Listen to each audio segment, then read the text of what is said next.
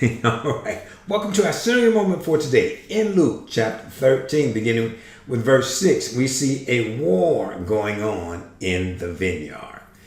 First of all, notice the expectation. A person is planting a tree, and it is a fruit-bearing tree, a fig tree, if you will. And there's a picture of a fig right here in the photo. And this person is planting this tree with some expectancy that the owner will be fruitful. So there is some expectation. But notice here also not only expectation, but notice something strange happens here when we look at the examination of the tree. Notice the decision that the owner plants the tree in a vineyard, and checks on the tree, as we understand it, annually.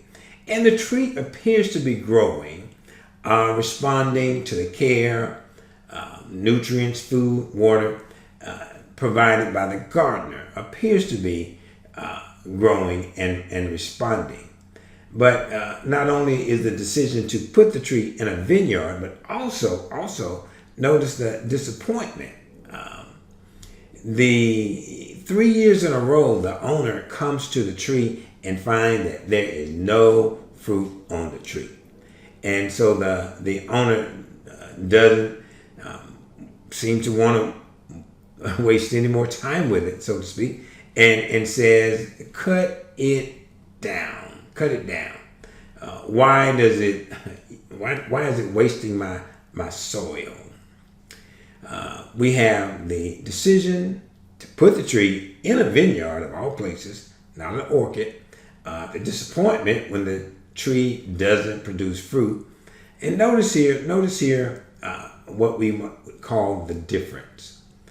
The first question we ask, which leads to probably what we describe as a theological crime, and that is why plant a fig tree in a vineyard, place where grapes grow?